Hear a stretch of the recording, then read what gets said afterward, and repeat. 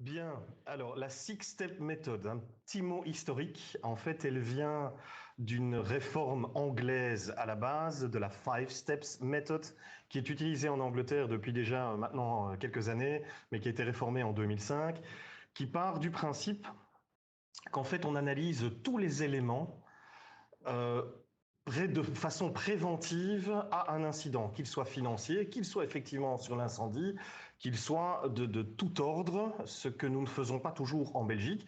Mais donc, nous l'avons adapté à la prévention incendie en tant que telle. Donc, on a effectivement mis l'accent sur la prévention incendie et le nouvel arrêté royal.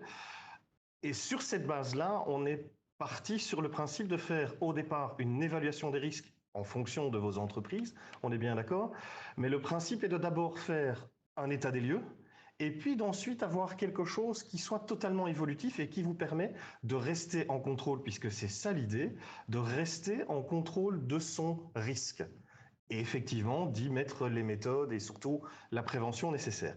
Alors on insistera aussi, ou j'insisterai aussi sur la compétence des personnes ou la personne compétente. Vous verrez que ça a son importance au niveau de cette méthode. Alors, si l'on revient sur les différentes choses, on sait aujourd'hui que l'arrêté royal incendie, il incombe plus, enfin il a toujours incombé à l'employeur, mais on va dire que c'est une obligation de l'employeur de prendre différentes actions. Alors, si je peux juste faire un petit retour en arrière, notre RGPT de son temps avait une tendance à être très directif. C'est-à-dire, il vous disait, pour être en ordre, je caricature, soyons bien clairs, pour être en ordre avec la législation, suivez l'article 52 dans ses grandes lignes, faites ceci, ceci, ceci en fonction des risques présents et vous êtes en ordre pour la législation. Aujourd'hui, on dit, on fait un pas en arrière, on ouvre le scope et on dit, voilà, en tant qu'employeur, vous avez des employés, vous avez donc des personnes qui sont présentes, vous avez des procédures, vous avez des process ou autres. L'interaction de ces différents éléments vous amène des risques, entre autres un risque incendie et les interactions qu'elles peuvent avoir. Trouvez le moyen ou prouvez en fait que vous maîtrisez ces risques. Donc c'est là toute l'importance. Bien entendu, il y a quelques exceptions que nous retrouvons dans l'arrêté royal de 2012 à l'article 2, entre autres les chantiers temporaires et mobiles. Soyons très clairs, on est bien clair qu'il y a une législation tout à fait particulière pour cela, ainsi que dans les carrières, pour les industries d'extraction. Le maritime est un peu particulier aussi. On ne peut pas tout prendre, et l'agriculture, n'en parlons pas. Donc voilà, ce sont les exceptions, à savoir quand même, je n'ai malheureusement pas de maîtrise sur mon audience aujourd'hui, donc je ne sais pas qui fait quoi, mais soyons clairs qu'il y a des exceptions. Ici, je m'adresse donc aux autres activités qui ne sont pas reprises dans cette liste. Bien. La Six Step, elle va se baser sur 6 points. La première chose, l'identification des dangers. Alors soyons clairs, les sources d'émissions présentes dans l'entreprise, les carburants présents dans l'entreprise, les sources d'oxygène présentes dans l'entreprise. Clairement, nous détaillerons cela un petit peu plus en détail dans la présentation. Ensuite, il y aura une évaluation du risque incendie et là, on insiste sur la partie de l'article 4 de la nouvelle législation qui parle de scénario. Alors, soyons clairs, on peut être worst case, on peut faire beaucoup de choses au niveau des scénarios. Il faut rester réaliste, il faut rester factuel, si je puis m'exprimer ainsi. C'est-à-dire que les scénarios qui vont être imaginés, soit malheureusement, sont dus à un historique propre à l'entreprise, des choses qui ont déjà été vécues dans l'entreprise, avec prendre en compte les mesures de correctifs qui ont déjà été prises, mais il faut bien analyser ces scénarios. Et d'autre part, ben oui, penser à l'improbable, la chose auquel on ne penserait pas. C'est plus dans ce domaine-là qu'on va chercher effectivement à aller améliorer la prévention incendie. Bien entendu, les incidents, les listes qui sont reprises des différents problèmes de process peuvent servir à établir les scénarios dans l'entreprise. Ensuite, il y a l'affectation d'un facteur de risque. Alors, clairement, l'affectation d'un facteur de risque, et il faut bien en déterminer un dans une analyse de risque, on est parti ici sur la partie besoin. C'est-à-dire qu'un même risque présent dans une entreprise ne sera pas le même ou n'aura pas les mêmes conséquences que pour une autre entreprise. Je prends un simple exemple assez rapidement. Une salle de réunion installée au rez-de-chaussée d'un bâtiment dit plus ou moins administratif. le même bâtiment, mais au sein d'une industrie avec un process, d'un côté, un départ d'incendie, un départ feu, je vous passe tout le principe process, l'alarme retentit. L'alarme dit évacuation. Si chaîne de process, on va demander l'arrêt, soit l'arrêt d'urgence des chaînes, ceci va avoir une conséquence sur l'entreprise. C'est clair que le facteur risque est autrement important que si nous étions purement dans un bâtiment administratif où effectivement là les choses sont à prendre un petit peu différemment. Donc voilà, là aussi il y a une interactivité à voir. Ensuite, il y a une détermination des mesures de prévention, qu'elles soient matérielles ou organisationnelles, bien entendu, qui vont découler des évaluations qui auront déjà été faites. Ensuite, effectivement, on va parler de l'évaluation des mesures de prévention en consultation, et ça j'insiste énormément, avec la ligne hiérarchique, parce qu'on parle toujours de l'employeur, mais il n'est pas tout seul, il a une ligne hiérarchique. Il a des personnes compétentes qui sont là justement pour voir ces différentes choses. Il y a aussi un facteur qui est à prendre en compte, c'est les changements de circonstances. Et nous sommes dans un monde où les grands groupes ont des stratégies qui sont parfois communes, des stratégies parfois européennes, qui ne sont pas toujours adaptées à nos législations. Effectivement, elles sont à prendre en compte pour l'évaluation des mesures de prévention. Dans certains cas, je reviens au point précédent, nous verrons que certaines mesures de prévention seront peut-être plus importantes ou plus conséquentes en fonction de la matrice que d'autres, de nouveau, en fonction de l'activité de l'entreprise.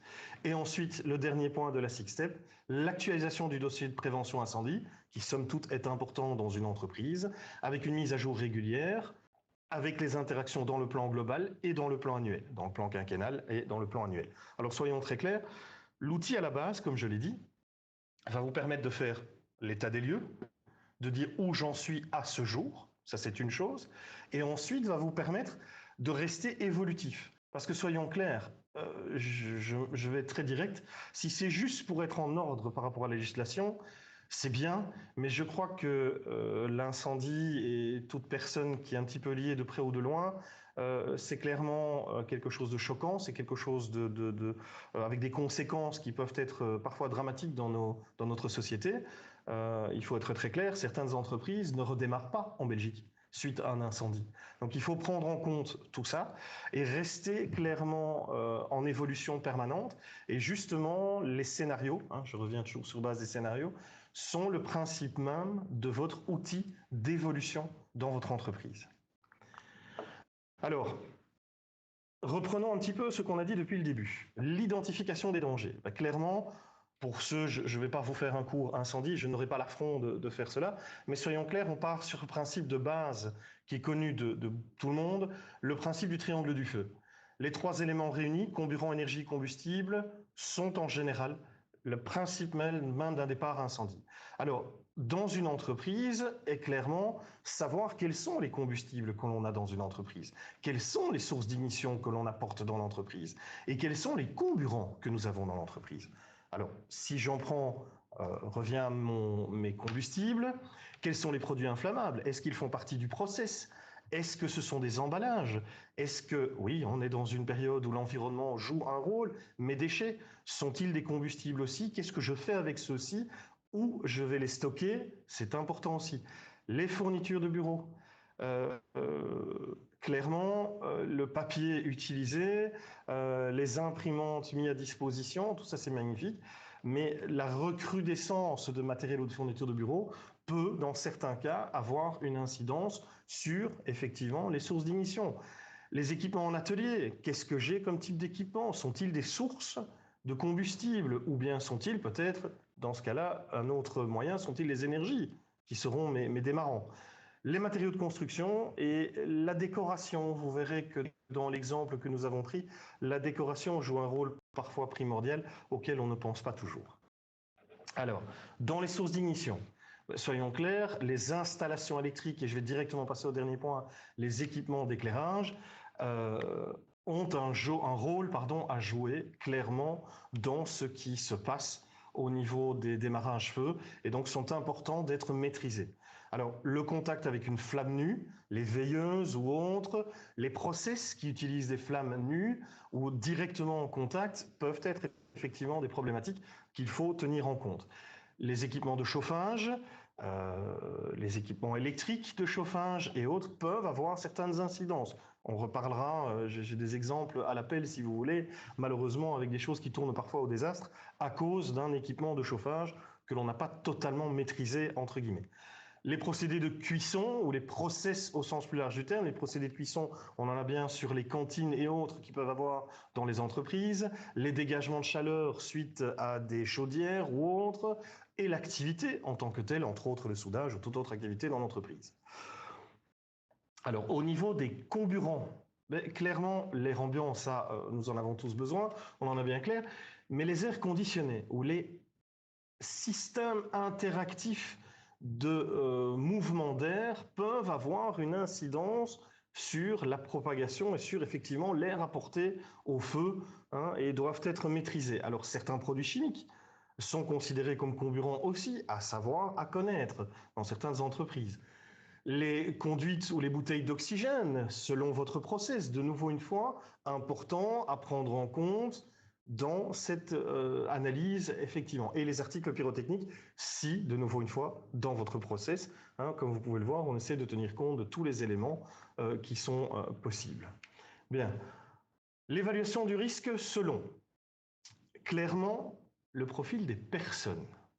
Alors, là, j'en reviens sur la compétence des personnes. Nous sommes bien d'accord que euh, selon que l'on soit dans une industrie où la prévention, où l'accent sur la prévention est fortement mise, le profil de chaque individu sera fortement influencé par cette prévention, ce qui ne sera peut-être pas le cas dans le cadre, effectivement, d'une société, disons, plus administrative, si vous me permettez, ce type de profil. Donc, effectivement, il va falloir évaluer le risque en fonction des personnes que l'on utilise. Les activités de l'entreprise, de nouveau une fois, une entreprise pétrochimique aura effectivement une activité dite à risque incendie élevé, et donc effectivement, il faudra en prendre compte. La taille de l'entreprise, hein, soyons bien clairs, elle va avoir une incidence, que ce soit sur la gestion des évacuations ou la gestion d'un sinistre, comme l'accessibilité aussi de cette entreprise pour les services publics de secours. Alors, le profil des personnes, eh bien, revenons-en un petit peu. Travailleur régulier, travailleur isolé, même si nous savons qu'un travailleur isolé, on n'aime pas trop, mais malheureusement, nos process sont parfois ainsi faits que ce soit le cas. Il faut prendre ça en compte dans les scénarios que vous allez utiliser. Les personnes à mobilité réduite, n'oublions pas que nos entreprises peuvent utiliser les personnes à mobilité réduite. On oublie très souvent les personnes à mobilité réduite temporaires. Nous allons rentrer, je ne veux pas être un oiseau de mauvais augure, mais en période hivernale, donc les vacances de ski. Certains reviendront peut-être avec 4 jambes, hein, 2 béquilles en plus. Ce sont des personnes à considérer à mobilité réduite. Peut-être que dans leur environnement de travail, il y a des choses à prendre en compte, justement, pour pouvoir permettre, si cas échéant, évacuation, il y a, que l'on en tienne compte. Les sous-traitants que vous allez faire venir dans votre entreprise, même s'il y a des tas de moyens, que ce soit le VCA ou tout autre moyen de listing, de partage d'informations, de risques intervenant sur votre entreprise, de partage de risques lorsque vous donnez l'information, que ce soit les plans de sécurité santé, nous savons tous et toutes que malheureusement, les sous-traitants sont souvent une problématique quand ils viennent sur entreprise, mais ils sont à prendre en compte dans votre risque incendie. Les jeunes engagés, vos jeunes travailleurs. Je ne parle pas, bien entendu, des étudiants, je ne parle pas non plus des jeunes en âge, mais bien des nouvelles recrues dans votre entreprise. Ils n'ont pas encore tous les réflexes ou peut-être tous les automatismes que certains de vos employés ont déjà. Le voisinage, on l'oublie trop souvent. Petite anecdote rapide, dernièrement, j'étais encore dans une entreprise où ils font effectivement du tir radio. Clairement, quand j'ai posé la question de savoir ce qu'il y avait derrière le mur d'enceinte de l'entreprise où ces tirs radio étaient effectués, on m'a regardé béatement en me disant il y a d'autres entreprises. Oui, mais avez-vous prévenu ces entreprises? Dans l'incendie, c'est la même chose. Quelles sont les matières combustibles qui se trouvent juste derrière l'enceinte de votre entreprise? Ça a peut-être une incidence, mais dans un sens comme dans l'autre, effectivement. Les visiteurs, qui peuvent malheureusement apporter aussi des risques, sont à prendre en compte. Donc voilà pour le profil des personnes. Ensuite, l'activité de l'entreprise. Processus de protection, je l'ai déjà dit, hein, activité importante, en fonction de vos process, il va y avoir une incidence. L'activité liée aux personnes, les soins et ce qui en ressent. Les activités liées à l'environnement. On est bien d'accord que ces activités vont avoir effectivement une incidence aussi. La taille de l'entreprise, on l'a déjà dit, je ne vais pas revenir, le nombre de travailleurs, plus de personnes au même endroit, risque accru. Est-ce que c'est justement uniquement des bureaux? Est-ce que c'est bureau industrie? Est-ce que c'est stockage y compris, bureau stockage? Est-ce que vous ne faites pas de production? Des tas de choses qui sont à prendre en compte, bien entendu, pour pouvoir faire votre tableau de croisière, je dirais, pour pouvoir jouer justement avec cette analyse de risque. Si nous reparlons aussi de l'évaluation des risques en tant que telle, lorsqu'on parle justement des scénarios, un point qui est quand même important à devoir tenir en compte, c'est la propagation. Au niveau de l'incendie, très souvent, on oublie cette propagation. Je ne vais pas de nouveau une fois avoir la prétention de vous redonner un cours, mais tenez-en compte dans justement les flux d'air, dans les matériaux conducteurs. On ne se rend pas toujours compte que la propagation peut partir à cause si vous êtes dans un ancien bâtiment, je vais prendre cet exemple-là, des vieilles canalisations de chauffage qui traversent les murs et les bâtiments. Si on n'y a pas pensé et qu'on n'en a pas tenu compte, ben, effectivement, on est peut-être face à un élément de conduction et de l'autre côté, on n'a peut-être pas pensé que c'était les stocks. Avec peut-être des produits inflammables, mal stockés, mal gérés, ça peut être catastrophique. La radiation, effectivement, hein, ou le rayonnement en tant que tel, ainsi que le contact avec les flammes. Bien. La matrice. Alors, clairement, je la passe très succinctement en revue. Ce qui m'importe, c'est que vous puissiez comprendre, parce que clairement, il faut bien chiffrer à un moment donné dans une analyse de risque. Il faut bien pouvoir mettre une échelle. Cette échelle, nous l'avons choisie de 1 à 16 en fonction de 2 facteurs principaux. La probabilité qu'un incendie puisse se présenter dans votre entreprise et la conséquence qu'il peut avoir. En fonction de ces 2 éléments, partant de exceptionnel pour la probabilité vers très élevé et de minime dans ses conséquences jusqu'à extrêmement grave ou très grave, pardon, dans ses conséquences, vous arriverez à une échelle. Cette échelle, elle se décline en couleurs. Alors, on s'est dit, qu'est-ce qui est important? Mais nous sommes ici en prévention. Eh bien, c'est dans la priorité des mesures que vous allez appliquer au niveau de cette prévention. En d'autres termes, lorsqu'on est effectivement dans le rouge, il est clairement temps, nous avons identifié un problème au sein de votre entreprise, il est temps d'agir directement. Si nous sommes dans la partie orangée, 8, 9, 8, nous serons effectivement dans une problématique qui est marquée, qui demande une action, peut-être pas immédiatement, mais qui doit être prise rapidement en compte. Et inversement, lorsque l'on va totalement dans le vert, eh bien oui, c'est peut-être à mettre, si vous estimez que tout dépendra bien sûr de l'analyse finale, hein, combien de probabilités ou combien d'éléments sont dans le rouge, combien sont dans le vert, mais ce sont les éléments qui vont vous permettre de faire votre croisière et de dire, ok, ça je mets dans le plan global d'action, soit dans le quinquennal, soit dans mon plan annuel, parce que je voudrais effectivement qu'on y pense. Voilà un petit peu l'idée qu'il y a derrière cette matrice. Je me doute du fait que je la survole, qu'effectivement, il y aura peut-être des questions à ce niveau-là, mais je serai ravi de revenir dessus, bien sûr, après. Sur la détermination des mesures de prévention. Clairement, selon la hiérarchie de la prévention classique. De nouveau, c'est quoi? J'ai un risque, je l'élimine. Si je ne sais pas, je remplace. Si je ne sais pas encore, j'essaie d'y travailler en prévention. De façon soit collective, soit de façon individuelle. Alors, clairement aussi, la prévention, c'est une prévention de l'homme, soit c'est une prévention et ou participative des individus. C'est quand même important aussi à prendre en compte dans vos différents scénarios. Et bien entendu, en accord avec la réglementation. Alors là, je voudrais quand même faire une petite parenthèse. Justement, on parle pour la construction des normes de base. Lorsque vous voyez l'arrêté royal incendie, il fait quoi? Une quinzaine de pages, on va dire.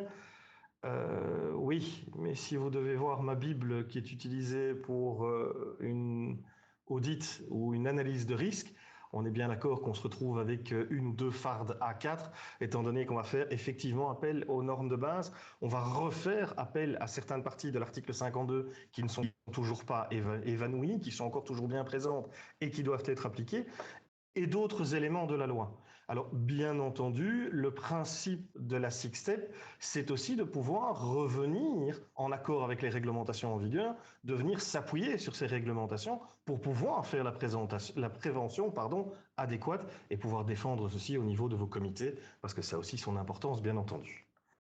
Bien. Alors, il est important je suis un petit peu perdu, on est en double présentation, mais il n'y a pas de problème. Les mesures de prévention en fonction des personnes.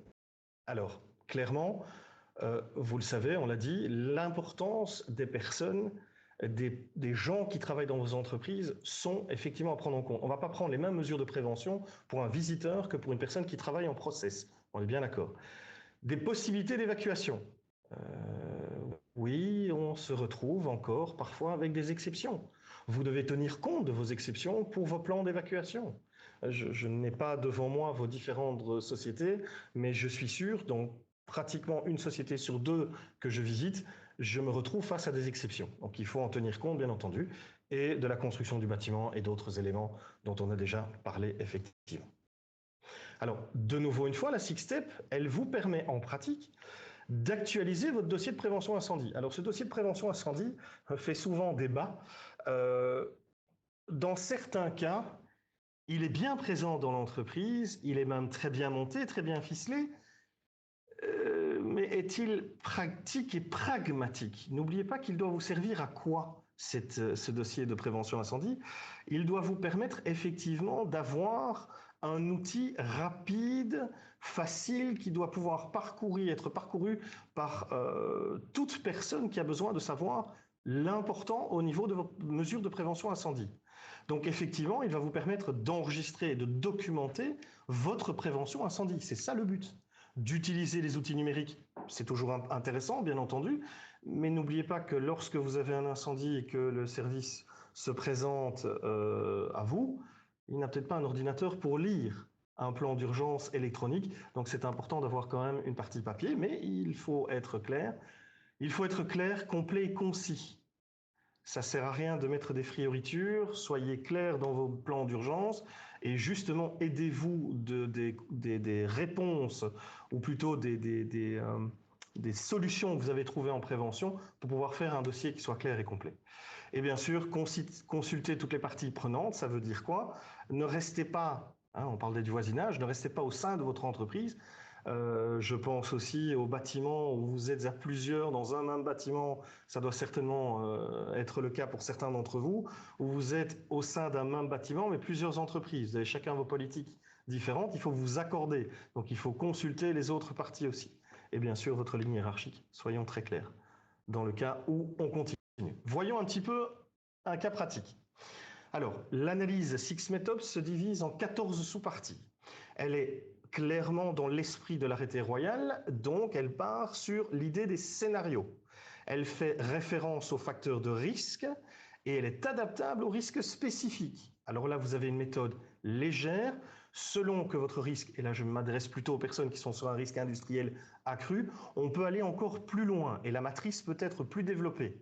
Mais ce qui vous est présenté ici, je vous rappelle aussi que dans les exemples que je vais donner, vous ne retrouverez peut-être pas la matrice, ou la matrice oui, mais le questionnaire tel quel, les 14 sous-parties qui vous seront présentées, qui seront présentes centrales, vous donneront quand même un aperçu bien clair de ce qui est nécessaire de faire. Mais moi ici, pour la présentation, j'ai voulu faire quelque chose de condensé et de clair, mais je suis sûr que les questions pourront venir par après. Donc, reprenons un petit peu la présence de matière inflammable. Par exemple, c'est une des sous-parties de cette Six Méthode. Eh bien, effectivement, qu'est-ce qu'on retrouve? On retrouve des questions. C'est un peu le principe d'une petite audit interne à votre entreprise. Dans ces questions, on va trouver, par exemple, y a-t-il un système pour connaître immédiatement la quantité actuelle de matière inflammable au sein de l'entreprise? En d'autres termes, avez-vous un recensement de vos produits inflammables au sein de l'entreprise? Si vous avez des stocks, est-ce que les locaux, compartiments dans lesquels les matières inflammables sont utilisées stockées, sont munis d'instructions en cas d'incendie, explosion ou autre? En d'autres termes, avez-vous pris déjà les mesures de base? Euh, Question 5, y a-t-il une distinction visuelle claire entre les récipients vides et pleins? On a très souvent des problématiques au niveau des stockages. Je pense aux bonbonnes de gaz, où on finit parfois par faire un mélange. Non, il faut que ce soit distinct. Donc voilà un petit peu l'idée qu'il y a derrière, c'est de pouvoir vous aider à faire un tableau de conduite derrière effectivement vos stockages et la présence de matière combustible. Alors dans ce cas-là, reprenons simplement, basons-nous sur la présence de matière combustible, la sous-partie 6 en fait de votre six-step méthode. Reprenons les 5 questions de base. Toutes les matières combustibles sont utilisées, stockées, exposées, sont-elles enregistrées dans le contrôlé? Imaginons qu'on dise oui. Si une accumulation de matière combustible est possible, a-t-on pris les mesures préventives pour éviter? On peut dire oui, effectivement. Lors de l'aménagement du lieu de travail, a-t-on pris les mesures pour éviter que le mur, les planchers comportent des renouvellement combustibles susceptibles de produire des vapeurs toxiques? Eh bien, dans ce cas-ci, petite erreur dans la présentation, on devrait mettre non. Parce que effectivement, si on part sur mon exemple suivant, la 7, là, par contre, on est juste. Au niveau du scénario, on va repartir sur un showroom. On a accroché différentes banderoles en matière synthétique. C'est souvent le cas dans les showrooms ou dans des salles de représentation. Seulement, ces matières synthétiques sont effectivement inflammables. On n'y a pas spécialement pensé. Et un des murs est en plus recouvert d'une affiche en matière totalement synthétique. Il y a une indication que ces éléments aient été traités avec une solution ignifuge, mais pardon, on n'en a pas l'indication, ce qui devrait être le cas. Ces matières peuvent s'enflammer, sous l'effet de la chaleur se mettre à fondre et à dégouliner. Cela peut générer des fumées toxiques et engendrer de graves brûlures et ou provoquer un incendie. Voyons ce que ça donne si on applique notre matrice. Eh bien, dans ce cas-ci, on est parti tout simplement sur l'idée que la probabilité, parce que soyons clairs, on est dans une salle de réunion, il n'y a pas tout de suite un danger immédiat, soit limitée, c'est-à-dire que la probabilité qu'un dégagement de fumée avec début d'incendie survienne de façon limitée, échelle de 2. Par contre, on a dit que les produits utilisés dégagent des fortes fumées toxiques. Donc en d'autres termes, dès qu'on parle de toxicité de fumée, la conséquence sur les personnes présentes sera intoxication, sera fort probablement brûlure, voire dégâts importants puisque grand dégagement de fumée. On est parti donc sur une échelle 4. Cela donne donc, si on reprend notre exemple, une probabilité ou un résultat de 8. En d'autres termes, si je reviens, et je me permets de revenir en arrière, pardon, à ma matrice, qu'est-ce que je retrouve? 8, je suis en zone orangée. Je vais donc devoir prendre peut-être une action immédiate. C'est-à-dire, eh bien, me renseigner plus loin sur les mesures de prévention, contacter le fabricant pour savoir si réellement les mesures ont été prises pour appliquer un produit ignifuge. Si ce n'est pas ça, changer ces banderoles avec effectivement un produit adéquat, placer les éléments à distance de toute source de chaleur si justement je n'ai pas reçu les informations nécessaires, et rechercher à effectuer un achat ou une installation des éléments dans le futur. Voilà donc effectivement une mesure de prévention qui peut être prise, et donc vous voyez que parfois les éléments de décoration peuvent avoir un effet pervers dans une société alors qu'on n'y pense pas tout de suite. Un deuxième exemple pratique que je vous propose, si par exemple une accumulation de matière combustible est possible, a-t-on pris les mesures préventives pour éviter la situation? Imaginons que la réponse soit non. Quel est le scénario? L'entreprise possède 3 quais de chargement pour les camions et un quai de chargement pour les camionnettes. Aucune mesure n'a été prise pour éviter une accumulation de marchandises après le chargement ou le déchargement. En d'autres termes, pas de zone de stockage claire. En cas de départ de feu dans la zone de chargement ou dans des véhicules, les moyens d'extinction sont donc difficilement accessibles parce qu'ils sont bouchés par différentes caisses qui sont mis un peu plic-ploc ça et là. Cela peut avoir de graves conséquences pour les personnes et peut faciliter clairement la propagation du feu par le manque de compartimentage. Nous sommes dans un entrepôt, en général, ce sont des éléments qui sont extrêmement ouverts. Et en plus, on est au niveau des quais de chargement, donc les portes sont ouvertes. Ça semble logique, pardon. Excusez-moi. Donc, si je reviens sur l'interprétation sur la matrice, la probabilité dans ce cas-ci, malheureusement, puisqu'on est avec un risque accru, on est en niveau 3, conséquences graves pour les personnes, elle est à un résultat 12. Donc, il y a une très haute priorité et une action immédiate à prendre. Encore une fois, grâce à ce tableau, vous avez effectivement une bonne idée d'où vous vous situez au niveau de votre prévention et de devoir prendre les mesures nécessaires. Les mesures de prévention possibles, Mettre en place un plan de circulation interne, ça me semble être un must. Établir des zones clairement déterminées pour ce qui est des stockages, pour ce qui est des parties entrantes, sortantes, ainsi que de dégager les moyens de lutte contre incendie. Ça s'oublie malheureusement encore trop souvent. Prévoir les moyens d'extinction sur le quai de chargement et pas uniquement à l'intérieur de l'entrepôt. Et prévoir une formation incendie pour matériel roulant. Alors ça paraît complètement idiot, mais très souvent, dans des sociétés dites de transport, ou plutôt de logistique, purement de logistique, on se retrouve avec des personnes qui sont alertes au process, qui connaissent ce qui se passe dans leur entreprise, mais qui clairement ne se doutent absolument pas qu'un élément roulant peut être un élément déclencheur. Et donc, effectivement, c'est quand même important. De nouveau, on parle de compétences de personnes et la boucle est bouclée. Donc, effectivement, très, très important à ce niveau-là. D'ailleurs, si vous regardez la loi, on est bien d'accord qu'au niveau des formations, il est précisé aujourd'hui les compétences qui sont nécessaires. Tout ça pour arriver à quoi? À ce que ça n'arrive pas. Les images que vous voyez là sont des images effectives d'un quai de chargement et d'un départ de feu au niveau d'un véhicule. C'est un court-circuit cabine, c'est ce qu'on voit sur la première image. Voilà ce que ça a donné au niveau des quais de chargement. Alors, soyons clairs, il n'y a pas eu de personne en feu. Ceci est pour vous dire que malheureusement, un chauffeur aurait très bien pu être pris, voire un magasinier, dans ceci. Ben voilà, j'espère que je vous ai éclairé de façon claire, succincte et simple. Je crois que j'ai dépassé légèrement mon temps de parole, mais c'est pas grave, j'essaie de gérer ça au mieux. Bien entendu, je reste ouvert à vos questions. Si certaines questions nécessitent un développement plus long, je serais ravi de pouvoir y répondre par email. Je crois que c'est un petit peu le principe de ces webinaires. Donc voilà, merci de votre attention. Je repasse la parole à ma collègue qui va vous expliquer un petit peu où sont les documents sur Central. Merci David pour cette présentation. Alors je vais vous présenter différents documents qui sont sur Central et qui font suite à la présentation de David. Je commence par la homepage de Central. Ce que vous pouvez voir sur le côté droit de la homepage, c'est différents liens par rapport à la législation en sécurité au travail. Naturellement, vous retrouvez le RGIE, et donc le RGPT dont David a déjà parlé, bien sûr l'arrêté royal incendie qu'il a largement illustré ici. Je vais vous montrer en fait les différents documents qui parlent de la prévention incendie. Je tape donc dans le champ de recherche prévention incendie.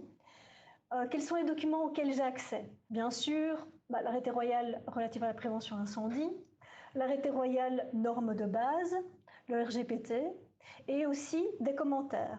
En fait, sur Central, il y a des textes de commentaires qui permettent de clarifier l'application de la législation. Je vais par exemple ici m'attarder sur le dossier relatif à la prévention incendie.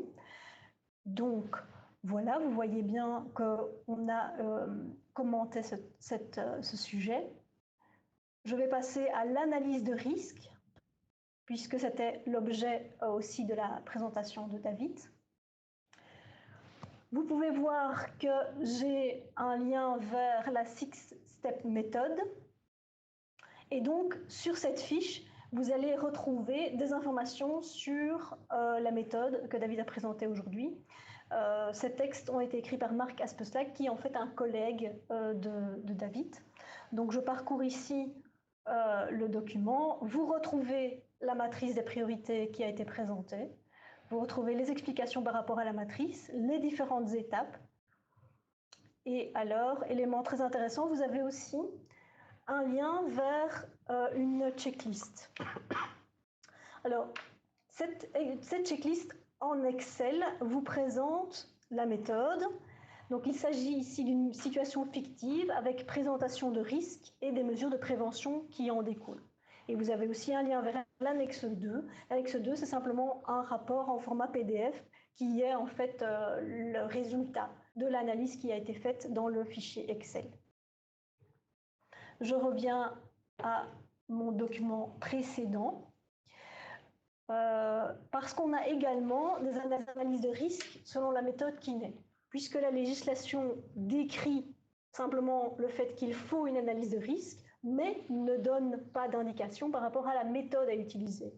On a ici donc un exemple d'analyse de risque selon la méthode Kinet, Hein, vous voyez, c'est assez vaste. Cette analyse de risque constitue une base de travail qui doit être adaptée à votre entreprise et à votre organisation. Les modifications à faire sont dépendantes de votre secteur d'activité, du type de travail que vous effectuez. Donc, des risques qui peuvent subvenir au sein de votre organisation, des mesures déjà prises ou encore à prendre. Il y a sur Central 300 exemples d'analyse de risque selon la méthode Kinet qui traite un panel très très large de situations. Je reviens sur la homepage, j'ai d'autres documents à vous montrer. Je tape exercice d'évacuation. Vous voyez ici que l'expression exercice d'évacuation m'est suggérée. Vous voyez ici toute une série de documents qui sont disponibles sur Central et qui concernent l'exercice d'évacuation. Alors, cela traite de l'organisation de l'exercice d'évacuation, des phases préparatoires, des scénarios, mais également d'une sorte de débriefing, donc de l'évaluation du risque, de l'évaluation, par exemple, excusez-moi, de l'exercice d'évacuation. Alors, on voit ici les différentes checklists qui sont présentes. L'intérêt aussi, c'est qu'on peut directement cliquer depuis la liste de résultats pour accéder à la checklist en question et elle s'ouvrira directement. On peut aussi évidemment consulter le résumé du document. Voilà, j'en ai terminé pour ma petite présentation. Je vais à présent poser les questions à David, les questions que vous avez posées pendant la présentation. Alors, on a ici la question de Georges Tepouklov. J'espère que je prononce bien, je m'excuse par avance. Serait-il possible d'avoir les références de votre Bible de prévention incendie dont vous venez de parler, qui va plus loin que l'arrêté royal? Je vais être très embêté de répondre à cette question pour la bonne et simple raison que c'est un petit peu aussi notre core business. Donc je vous dirais qu'il est possible de l'avoir. Oui, si nous venons analyser votre entreprise, avec grand plaisir, je ferai référence aux différents arrêtés royaux et différents articles. Mais vous donner un listing de la Bible, soyons clairs, je n'ai rien inventé, je n'ai pas inventé l'eau chaude. Je me suis simplement basé d'une lecture attentive de la législation telle qu'elle est faite aujourd'hui pour en tirer plus que son essence et d'aller rechercher tous les liens auxquels la loi fait référence. Donc voilà, sans plus ni moins, toute personne ou tout conseiller en prévention averti est capable de faire la même chose. Donc c'est clair que vous ne m'en voudrez pas de dire que si le travail a été effectué, je peux vous assurer que c'est un peu un travail de titan, surtout qu'il évolue en permanence. Vous donner ma Bible, en plus, serait un élément d'aujourd'hui. Demain, si la législation change, elle ne sera plus valable. Il faudra l'évaluer, la faire évoluer en constant mouvement. On ne peut en tout cas que conseiller à nos spectateurs de consulter Central, puisqu'effectivement, on a rassemblé sur Central la législation en incendie pertinente, on a des commentaires, on a des outils. Donc, c'est déjà aussi un bon outil pour tout qui est intéressé à la législation incendie et qui veut mettre en place lui-même la méthode Six Step, en tout cas qui veut avoir un aperçu de cette méthode. Voilà. Question de Didier Schott. La participation des EPI est-elle obligatoire au niveau de l'évaluation des risques? Donc je suppose que c'est équipier de première intervention. On est bien d'accord, enfin du moins c'est comme ça que je le traduis aussi. Oui. Tout dépend de leur position. Je veux dire, si c'est un équipier de première intervention qui est aussi membre employé du process, effectivement, dans l'analyse de risque qui est faite, ou surtout dans la probabilité des scénarios, il a un rôle à jouer. Mais pour moi, je vais plus loin. Je ne m'adresserai pas spécialement aux personnes dites formées aux équipements de première intervention, donc aux équipiers de première intervention ou aux évacuateurs, au sens plus large du terme.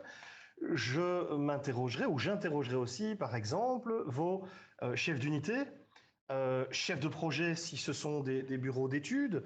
Je m'adresserai en d'autres termes à la ligne hiérarchique. Elle a son mot à dire, elle a une maîtrise des éléments process, et oui, elle est pertinente dans ses avis quant à l'évaluation des risques possibles. Elle peut aider en tout cas la personne compétente conseiller en prévention en d'autres termes, ou tout autre coordinateur sécurité, à pouvoir élaborer les risques en tant que tels. Voilà, j'espère avoir répondu à la question. Alors David, on a encore une question de Sabine Ouzé. Pour faire l'analyse de risque, nous devons nous baser entre autres sur l'arrêté royal norme de base construction qui tient compte des compartimentages. Quid si nous louons le bâtiment que nous occupons et que nous n'obtenons pas ces informations de la part du propriétaire? C'est une excellente question, merci de l'avoir posée. Alors, clairement, normalement, un propriétaire est censé respecter la législation en vigueur et de lui-même respecter les normes de base construction. Maintenant, à savoir, ou quant à savoir, ça c'est un petit peu l'échange de risques que vous amenez au sein de son bâtiment. Oui, effectivement, il est censé normalement avoir une concertation avec vous et pouvoir déterminer ensemble qu'est-ce qu'il y a lieu de faire justement pour compartimenter correctement le bâtiment ou qu'il puisse vous prouver lui-même qu'il est compartimenté. Maintenant, de vous à moi, une visite de vos bâtiments, je parle vous-même, d'aller vérifier, vous savez tout comme moi, que effectivement un mur RF, ça devient difficile d'aller chercher la norme en tant que telle, sans avoir un document, mais par contre une porte RF, elle est censée être indiquée. Donc en d'autres termes, si vous regardez l'intérieur ou le dessus de la porte, elle est censée vous donner une indication. Normalement, cette indication, si les normes de base ont été respectées, en général, la porte RF, si elle est par exemple d'une demi-heure, vos murs seront d'une heure puisqu'il y a le jeu de 1 x 2 sur ce type de norme. Maintenant, soyons clairs, ce n'est pas très simple si votre propriétaire lui bloque. Maintenant, de vous à moi, si vous n'êtes pas seul locataire, vous êtes censé aussi coordonner ensemble les locataires, l'ensemble de vos étages dans un plan d'urgence commun ou un plan d'intervention commun. En d'autres termes, vous pouvez donc être aussi à plusieurs pour aller trouver le propriétaire et dire quid, parce que nous devons respecter la loi d'un côté, mais vous devez nous aider à respecter la loi de votre côté. N'oubliez pas qu'un propriétaire est toujours responsable de son bâtiment, comme vous êtes peut-être le locataire et vous devez effectivement en tant que locataire l'entretenir en bon père de famille, mais lui au départ est censé vous donner toutes les garanties nécessaires que son bâtiment est bien viable pour votre entreprise. Et faire les interprétations, ça, malheureusement, c'est un accord qui doit être pris entre l'une et l'autre partie. On ne peut influencer sur ces décisions. Et également, si vous avez les références normatives par rapport à, comme David le signale, cette fameuse porte RF, vous pouvez toujours faire la recherche sur le site web Central, puisque sur le site web de Central, il y a des normes en texte intégral, entre autres aussi sur le thème incendie. Et si vous ne deviez pas trouver cette norme sur Central, ces infos peuvent aussi se retrouver sur le site du NBA. Voilà, merci à tous d'avoir participé à ce Lunch and Learn. Lorsque cette session sera complètement terminée, vous verrez un questionnaire apparaître. Veuillez prendre le temps d'y répondre. On me signale qu'il y a encore une autre question. Ah, pardon, excusez-moi. Alors, je lis la dernière question. Encore une question de Sabine Ouzé. Peut-on exiger en tant que propriétaire d'avoir de chaque locataire leur analyse de risque incendie? Alors là, je vais être un petit peu laconique dans ma question et j'espère que vous n'en voudrez pas. Je n'ai pas, pour ne pas répondre n'importe quoi, je n'ai pas une idée précise là tout de suite que la loi l'exige en tant que telle. C'est toujours le même problème, c'est d'avoir un outil derrière qui nous permette de dire que. Maintenant, ceci est quelque chose qui peut être recherché plus loin. Si vous voulez, je peux effectivement regarder plus en détail au niveau de la législation et revenir vers vous avec un email précisant peut-être la réponse. Mais là, comme ça, c'est vrai que c'est un petit peu difficile de dire oui ou non. Donc voilà, donc n'hésitez pas de souci, donc David répondra ultérieurement à cette question. Donc, j'en reviens à mon petit speech de fin, sauf si en arrière-plan on me signale qu'il y a encore une question. Non, ça a l'air d'aller, parfait. Alors, merci à tous. Merci à tous. Merci à tous d'avoir participé à ce Lunch and Learn.